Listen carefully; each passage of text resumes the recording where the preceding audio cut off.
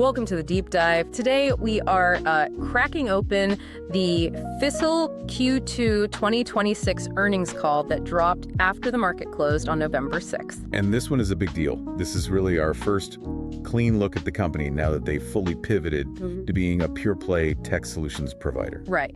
The domestic financing business is gone, now listed as discontinued operations. It completely changes the story. It does. We're not analyzing a complicated financial entity anymore. This is a focused technology specialist. So our mission today is to figure out what was behind this massive financial outperformance. It was a true knockout quarter. And we want to understand why the market reacted so positively. Yeah, CEO Mark Marion and CFO Elaine Marion, they didn't just beat expectations. I mean, they set a totally new baseline for what this company can do operationally. It's a huge signal. Okay, let's just start with that snapshot because the numbers themselves are pretty stunning. A classic double beat, but this felt different. It really did. So net sales came in at $608.8 million. Which is up 23.4% year over year. You have to understand, that number just shattered the consensus estimate. The street was looking for around $518 million. So they beat by almost $90 million on the top line. $90 million. But the real story, as it often is, was on the bottom line. Non-GAAP EPS was $1.53. I mean, that's the number that made everyone sit up straight. The consensus was 87 cents. 87, so that's a beat of 66 cents. That's almost double what was expected. It's incredible. We're talking a 63% rise year over year on non-GAAP EPS. And even if you look at the cleanest number, GAAP EPS from continuing ops, that was $1.45. Up 96%. 96%. That kind of leverage is just, well, it's rare. It means every new dollar of revenue is dramatically more profitable than it was a year ago. Exactly. And management got their big headline moment, too. Gross billings for the first time in company history crossed $1 billion. $1 billion. Reached 1,022.7 million to be exact. That's a 26.5% jump. It's a huge statement about their scale right now. And here's the context that's so important for you to grasp. This all happened on a day the broader tech sector was actually selling off. There was pressure everywhere. Right. So for this company to post a beat like this and for the stock to surge the way it did and hold that gain, it tells you this is all stock-specific fundamental strength. This is not a rising tide. This is just pure execution. Okay, so let's unpack that. How did they do it? Let's get into the mechanism behind that acceleration, the operating leverage story. Yes, because 23% revenue growth is great, but 63% earnings growth, that means something structural is working and working well. The central theme, right. The central theme of the entire call. Adjusted EBITDA hit $58.7 million. That's a jump of 61.6% year over year. Yeah. And the CEO, Mark Marron, he made sure to hammer this home. He said adjusted EBITDA grew at more than twice the rate of their net sales growth. So how do you get that kind of multiplier effect? It has to be a combination of margin expansion and tight cost control. It's precisely that. They were firing on all cylinders. First, on the margin side. Consolidated gross margin expanded by 80 basis points, up to 26.6%. And that's impressive because they've been making acquisitions, which can sometimes dilute margins, can't they? That's the key. Yeah. They integrated assets that actually have a lower margin profile, but they still expanded the overall margin. That's the puzzle. But what was the secret? It was the mix. The legacy product business is shifting hard toward richer, high-margin maintenance contracts and services. That shift is more than offsetting any drag from acquisitions.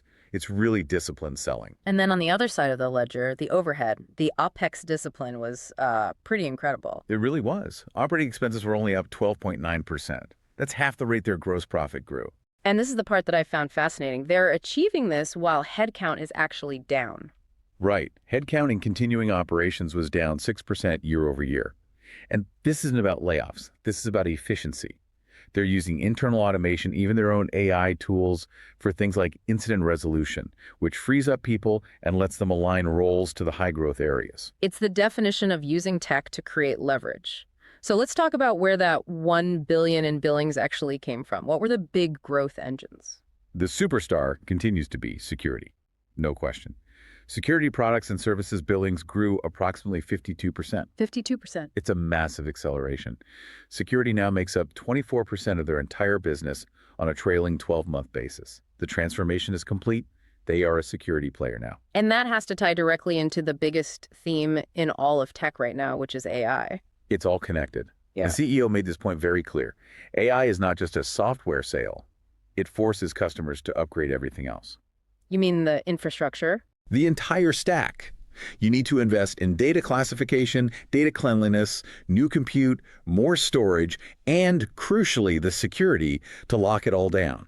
It creates this halo effect for their entire portfolio. I also saw that the networking segment had a really solid quarter, second straight quarter of sequential growth. That's a good sign for enterprise hardware spending. This is a fantastic leading indicator, and they said it directly. This rebound is being fueled by AI-driven infrastructure builds. Companies are looking at their old networks and realizing they just can't handle the workloads that are coming. So that demand is pulling the whole segment up. It's pulling it out of that slump we saw post-supply chain mess. Absolutely. Okay, let's zoom out a bit. M&A.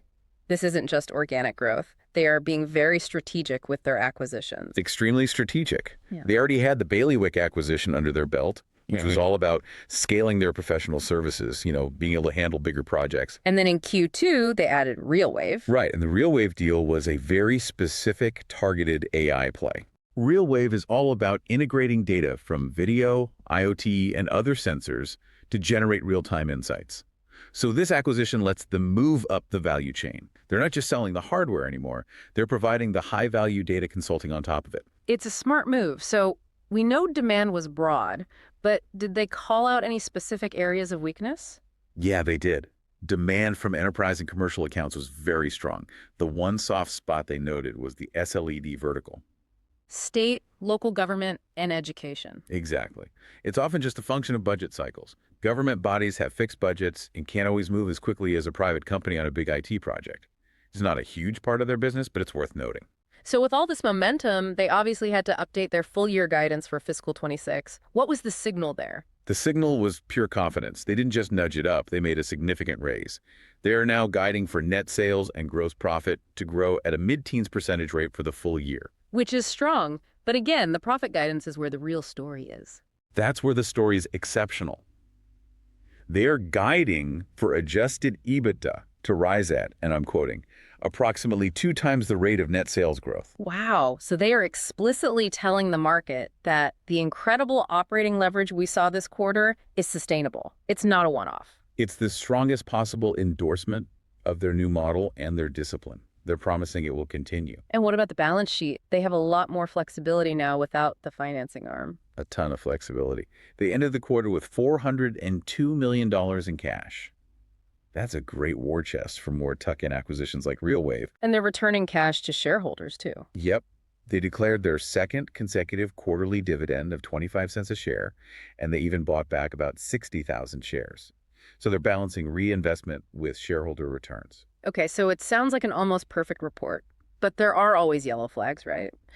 What are the watch items an investor should be looking at? There were always a few. The main one here is around working capital. It's a natural consequence of growing this fast. What do you mean? We saw both inventory and trade receivables grow faster than sales. Inventory was up 28%, and receivables were up almost 31%, while sales grew 23%. And for our listeners, just explain what that means in simple terms. Sure. When receivables grow faster than sales, it can mean your customers are taking longer to pay you. It ties up your cash. And when inventory grows faster, it can mean you're stocking up aggressively, which also ties up cash. So cash is getting tied up in the business. A little bit, yes. Now, the good news is they're managing it well. Their cash conversion days, which measures the whole cycle, actually improved slightly from 32 days to 30 days. But normalizing that is definitely a key thing to watch. Okay, what was the second watch item? It was a small dip in the professional services gross margin. It went from about 41.3% down to 38.2%. And they had an explanation for that. A very clear one. It's the Bailiwick integration. Those assets, while great for scale, just run at a slightly lower margin profile than their legacy services business. It's an expected drag, but investors will want to see that number stabilize and start ticking back up. So all of this, the huge beat, the incredible leverage, the confident guidance, it led to a really clear response from the market. Decisive is the word. The stock shot up 15.7% right away on huge volume. It was the big money, the institutions, validating this new pure play model. And it held those gains. It did. And you've seen analysts scrambling to raise their price targets. The new consensus is floating up to around $110 a share. The belief is that this company can now fundamentally outperform the broader market. Which brings us to our This Is Not Financial Advice segment, where we cook up an outrageous but plausible trade idea based on what we've just discussed. Right. So the whole premise here is that the market, even after this big run, might still be underestimating how long this 2x EBITDA growth leverage can last. We think the guidance, especially on the top line, might even be a little conservative given the AI tailwinds. Okay, so if the stock has already been re-rated, what's a plausible way to play for more upside? Our target would be that street high estimate of around $110 a share. And the strategy could be something using options timed for the next earnings release in early February. And what kind of structure? Given the newfound strength in the stock, a short put spread could make sense. Explain that. It's a bullish strategy where you have defined risk. You essentially get paid a premium up front to bet that the stock will stay above a certain price by a certain date. We'd be betting that the momentum from AI and security continues, forcing another round of upward revisions. Okay, so that's the plausible part. Where does the outrageous element come into this? The outrageous part is assuming they can sustain that 2x leverage growth for more than 2 quarters in a row, while also getting that working capital situation under control.